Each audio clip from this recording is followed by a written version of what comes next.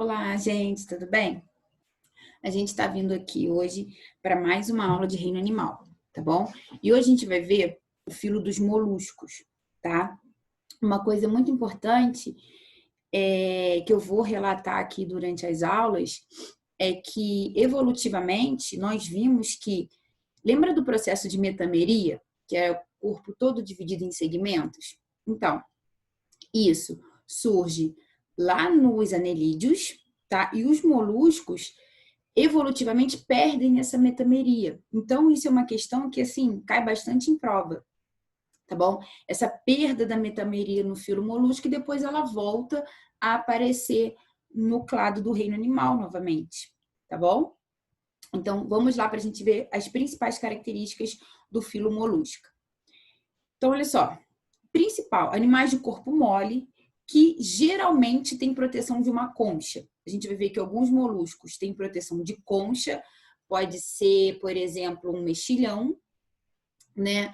Pode ser um caracol, que tem aquela concha, e outros que não têm, como a lesma, o polvo, tá? A lula, por exemplo, ela tem uma concha interna.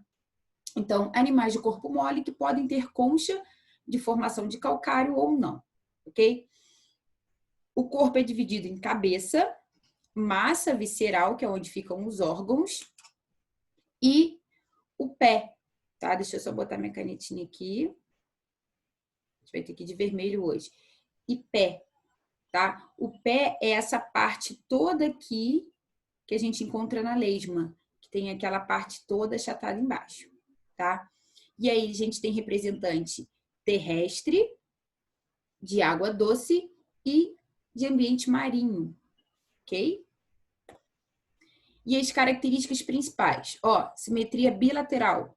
Eu consigo dividir o molusco no meio, tá? São protostômios. Primeiro o embrião em relação ao sistema digestório da origem à boca e depois o ânus, ok? São triblástico, tem os 3 tecidos embrionários. Vamos relembrar quais são: o endoderma, o mesoderma e o ectoderma. São celomados, tanto que a gente viu lá no slide anterior que eles têm a massa visceral, eles têm o corpo ali dotado de órgãos, tá? E são ametaméricos, aquilo que eu falei lá no início da aula. Eles têm uma perda da metameria. Eu não consigo metameria. Eu não consigo, em nenhuma fase do animal, identificar a metameria, ok? Bom, o corpo deles, né, é envolvido com uma epiderme, e aí pode ter a concha, né, e o que a gente chama de manto, tá, que vai produzir a concha. Aí olha só aqui, ó, no animal aqui tem o pé, a boca, a parte da cabeça, a massa visceral dele, onde eu tenho intestino, brânquias, tá? O manto que vai dar origem à concha desse animal, aqui o coração, tá bom? E a maioria dos moluscos, o manto estende-se além dos limites da massa visceral e origina uma cavidade, que a gente chama de cavidade paleal, que abre entre o ânus e os poros excretores, tá? A gente vai ver isso aqui. Esses animais, eles têm um problema de autopoluição. A gente vai ver lá em sistema digestório. O que que é isso? Aqui tem a boca, não tem? Olha o ânus onde está. O ânus desse animal, aqui ó, o estômago, intestino e ânus. Tem o hepatopâncreas, que a gente vai ver. Mas a ideia é o seguinte, o ânus, ele está sempre perto ou da boca ou das brânquias. Então, geralmente, esse animal, quando defeca, ele deveria, né, puxar ali a água a água que passaria pelas brânquias deveriam conter a parte que ele eliminou, os dejetos dele. O que acontece? Não sei se vocês já repararam, mas quando você olha um caracol andando, né? Imagina meu braço aqui de baixo é o caracol e a concha aqui em cima. A concha dele não é exatamente em cima dele, ela é de ladinho. Para que isso? Para que os excretas que ele esteja eliminando não volte para as brânquias e evite esse problema da autopoluição, tá? Bom, a maioria dos órgãos internos, como eu falei, massa visceral, tá? E a cavidade celômica é restrita à cavidade pericárdia. A gente pode ver aqui, ó. Onde eu tenho a cavidade celômica, eu também vou ter o coração, não tem separação entre uma cavidade e outra, como a gente tem aqui cavidade torácica e cavidade dos órgãos aqui mais para baixo, do intestino e estômago, que é separado pelo diafragma, os animais não têm essa separação, tá? Bom, e aqui, ó, presença e forma da concha, desenvolvimento da cabeça, pé e massa visceral. Esse aqui é o desenvolvimento, tá? A gente tem o pé, a cabeça, a concha, a massa visceral dentro dela. Bom, isso aqui é só para demonstrar, a gente já falou disso aqui. Vamos lá, aqui, peraí que travou. Olha só, as principais classes agora que a gente vai ver. Tem o aplacófora, que eles não têm nenhuma placa, né, como a gente diz assim, nenhuma concha, tá? São ambientes de animais marinhos, e o manto secreta espículas calcárias e o pé reduzido. Pé, essa parte aqui.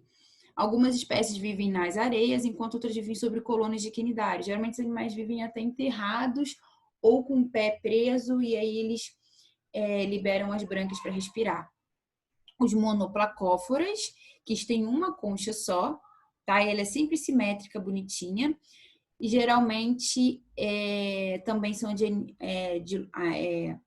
e representantes marinhos, tá? O poliplacófora, que são várias placas, tá? Geralmente 8, que cobre a superfície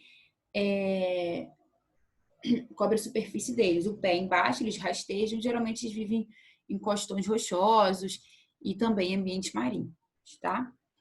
Aqui, ó, a gente tem aqui os poliplacóforas. Eles vivem ali em costões, em costões rochosos, que a gente pode ver. Se você for num costão que não tenha de uma praia não muito poluída, a gente vai conseguir identificar alguns animais desses aqui nas rochas, tá? Aí depois tem os gastrópodes, que são representados pelas lesmas e pelos caramujos e lesmas.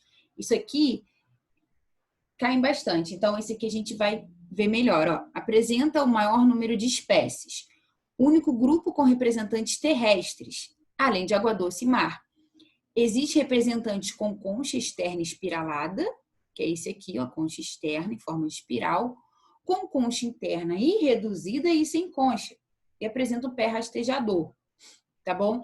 E o muco, galera, que ele produz é para auxiliar no rastejamento, tá? Então, a gente tem mais exemplos aqui da classe dos gastrópodes. O escapópoda, isso aqui a gente vê muito em rio, em cachoeira, em mar também. A gente vê, isso aqui é uma concha e eles ficam aqui dentro, tá? Aí tem branquinho, tem preto, são vários. E geralmente eles vivem enterrados na areia e a respiração deles é cutânea. Nos terrestres, a gente começa a ter um início até de um pulmão, tá? A gente vai ver depois. E os bivalves, que são as ostras e os mexilhões, tá? Que também cai bastante em prova. Que é corpo achatado, abrigado por uma concha, que formam duas valvas, por isso bivalve, tá? Possuem representantes marinhos de água doce. E eles apresentam um pé musculoso e achatado que serve para escavar onde eles vivem. Para vocês terem uma ideia, esses animais eles conseguem abrir a concha e pegar animais até maiores, restos ali de peixes que estão ali pela areia, tá? Por que esses bivalves, cai muita questão deles em provas? Pela formação de pérolas, tá? O que acontece? A gente tem a concha aqui, ó, tá? E entre a concha e essa cavidade aqui, a gente tem uma coisa chamada manto. Isso é muito importante para o animal, tá? E aí, o que vai acontecer? Esse animal, ele é um animal filtrador, tá bom? Por isso a gente fala assim, não é legal comer ostra de lugar que é poluído, porque as impurezas vão ficar ali dentro. E o que acontece? Toda vez que entra um grãozinho de areia ou uma larva ali dentro, quando esse animal filtra, se esse grão de areia entrar entre a concha aqui e o manto, ele vai ficar por dentro dessa parte aqui que é colorida, que brilha, tá? E aí é como se o sistema imunológico desse animal criasse uma reação àquele corpo estranho que entrou, aquele grão de areia, aquela larva. E aí vai criar uma manta de calcário em volta, tá? Que vai ser da cor dessa parte interna aqui da concha. E aí a gente vai ter formação das pérolas, tá? Isso ocorre naturalmente. Agora é muito difícil encontrar, porque não é uma reação comum desse animal, você encontrar uma concha cheia de pérolas. O que os produtores fazem? Eles pegam esses moluscos e injetam com uma seringa uma solução salina, com areia, com alguns detritos aqui no meio, dentro do manto desse animal. E aí ele vai ter uma reação enorme ali e ele vai produzir várias pérolas dessa, tá? Para o animal isso é ruim, óbvio, porque até para você tirar essa pérola você precisa matar o animal, você precisa abrir, tirar o corpo do animal dali de dentro e raspar, tá? Agora, ela não vem redondinha, bonitinha, não, ela vem toda deformada e ela passa por um processo de polimento e tal. E aí tem a tal da pérola negra, que é a mais que é aquela escura, porque é um molusco mais raro de se encontrar, então ela tem um valor muito maior, mas é assim que são produzidas as pérolas naturais, tá? Isso já caiu em prova, isso é muito importante, tá bom? E aqui a gente tem mais algum representante dos bivalves, tá? Essas conchinhas aí vocês encontram de vários tamanhos aí nas praias, tá? E a outra classe são os cefalópodes. Cefalópodes vem de cabeça, tá? Esses animais têm uma parte cefálica mais desenvolvida, porque já começa a ter um sistema nervoso bem desenvolvido, com olhos grandes e tal. Então, a gente vai ver depois melhor eles, tá? Mas eles reúnem moluscos mais especializados e todos os representantes estão restritos ao ambiente marinho. Eles têm um pé modificado, que é transformado em tentáculos, tá?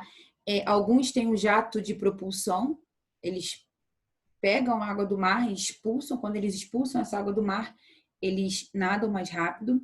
Alguns, como forma de defesa, têm algumas tintas, como a lula, o polvo, eles soltam aquela tinta, então o ambiente vai ficar escuro, eles conseguem fugir dos predadores, tá bom? E lula, polvo não tem concha, lula tem uma concha interna, e desses cefalópodes, o que tem uma concha, que é uma concha linda, é o Nautilus, que é esse animal aqui. A lula é uma conchinha interna, que fica aqui dentro, e o polvo não tem concha, tá? Bom, aqui mais representantes. Ó, o Nautilus é um animal bem raro, ele vive em profundezas, né? Até, de repente, a concha, um motivo disso. Aqui as lulas, tá? Outra lula aqui pegando algum predador. E aqui um polvo. Também comendo alguma coisa aqui. Eu tenho uma conchinha aqui. Então, galera, sistema digestório do filo molusco é completo, tem boca e ânus. A digestão pode ser extra e intracelular, tá? Os filtradores são os bivalves. Aí, entre o estômago e o intestino, tem um estilete cristalino, que é onde tem as enzimas digestivas. Ainda no estômago, o alimento também recebe enzimas digestivas, uma glândula chamada hepatopâncreas, ainda não é um fígado nem é um pâncreas, aqui a gente chama de hepatopâncreas, tá bom? Aqui tá como fígado, mas é essa estrutura aqui que a gente chama de hepatopâncreas, tá? E a absorção não se dá somente no intestino, mas também no estômago, que é uma diferença aí da maioria dos animais, certo? Os não filtradores são os gastrópodes, tá? E os cefalópodes. Gastrópodes são aqueles que têm representante terrestre. O que eles têm? Eles têm como uma espécie de língua na boca deles, se chama rádula. E ela é bem dura, ela tem vários dentes, como a gente pode ver aqui, tá? Que raspa o chão. Então, se você pega, às vezes, uma lesma, um caracol, você vai sentir, se for pequenininho, se for grande, você não faça isso que vai te machucar. Você vai sentir a rádula bem forte, ele lá serve para raspar. Então, esses animais têm a parte da boca deles é muito musculosa, tá? Porque eles raspam com esses pequenos dentes, tá? E a rádula fica aqui, ó, na boca, tá bom? O sistema excretor deles são duas aberturas, tá? Uma abertura ciliada no celoma, que é chamada de nefróstoma, que filtra o líquido celomático. Aqui, ó, o nefróstoma. Aqui tem o celoma, onde está o coração, ele filtra esse líquido celomático, passa aqui pelo metanefrídeo, que é um rim primitivo, e é excretado pelo nefridioporo, tá? E o tipo de excreta vai depender. Pode ser amônia, se esse animal estiver dentro da água. Pode ser ureia, se ele for um animal terrestre, tá bom? Ou ácido úrico também. Mas aí já é muito mais difícil. O sistema nervoso deles é centralizado e ganglionar, tá? A gente já tem cordões nervosos e nos gastrópodes, que são os polvos e alulas, a gente já tem nos gastrópodes, que são os moluscos, cefalópodes, que são polvos e lulas, a gente tem pares de gânglios nervosos com funções distintas, tá? Mas todos são ligados. Nos cefalópodes, que é o que a gente já começa a ter um processo de cefalização, ou seja, um cérebro já. Por isso, cefalópodes, tá bom? Esses gânglios vão se agrupar e vão ser protegidos por uma cápsula. E aí, ele já tem um início de uma memória. Ele já tem dados que esses animais guardam memória, tá? Por isso, o processo de cefalização. Tranquilo? E aí, uma coisa que a gente não pode esquecer é que toda aquela cabeça que a gente chama do polvo é ali que abriga toda a parte visceral dele, é tudo na cabeça, tá? O estômago, o intestino, o hepatopâncreas, o coração, é tudo na cabeça dele, por isso ele tem aquela cabeça enorme. E também o sistema nervoso, é tudo junto, tá? Daqui para baixo, ó, são só os tentáculos. Tá bom, gente? Então, vamos ficar por aqui, tá? E depois a gente vê ainda mais sobre os filos moluscos, tá bom?